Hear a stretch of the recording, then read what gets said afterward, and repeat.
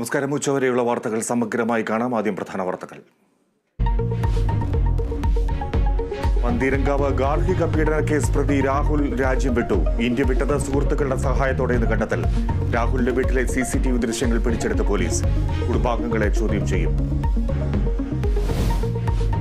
Kozhikode medical കോളേജിൽ വീണ്ടും അവയവം മാറി ശസ്ത്രക്രിയ. 4 വയസ്സുകാരിയുടെ കൈവിരലിന് പകരം ശസ്ത്രക്രിയ നടത്തിയത് നാവിൽ. ദുരനുഭവം ചെറുവണ്ണൂർ മധുര ബസാർ സ്വദേശിനിക്ക്. ഡോക്ടർ മാപ്പ് പറഞ്ഞെന്ന് ബന്ധുക്കൾ. പനമ്പള്ളി നഗറിലെ നവജാത ശിശുവിന്റെ കൊലപാതകത്തിൽ യുവതിയുടെ സുഹൃത്തിനെതിരെ കേസ്. നടപടി വിവാഹ വാഗ്ദാനം നൽകി ലൈംഗികമായി പീഡിപ്പിച്ചെന്ന പരാതിയിൽ. തൃശൂർ സ്വദേശിക്കെതിരെ കേസെടുത്തത് യുവതിയുടെ മൊഴി പ്രകാരം.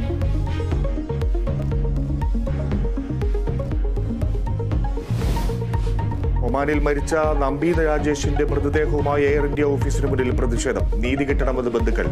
രാജേഷിനെ കാണാനുള്ള ഭാര്യയുടെ യാത്ര മുടങ്ങിയത് എയർ ഇന്ത്യ എക്സ്പ്രസ് സമരം മൂലം.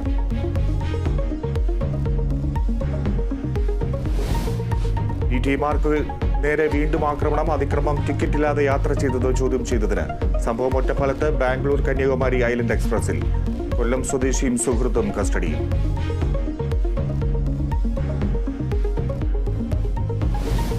വിരമിക്കൽ പ്രഖ്യാപിച്ച Indian footballer Sunil Chhetri June 6 വിരമിക്കും. കളമൊഴിയുന്നത് ഇന്ത്യൻ ഫുട്ബോളിലെ ഗോൾ വേട്ടക്കാരൻ. ഛേത്രി ലോക ഫുട്ബോൾ ഗോൾ വേട്ടയിൽ 3-ാമൻ.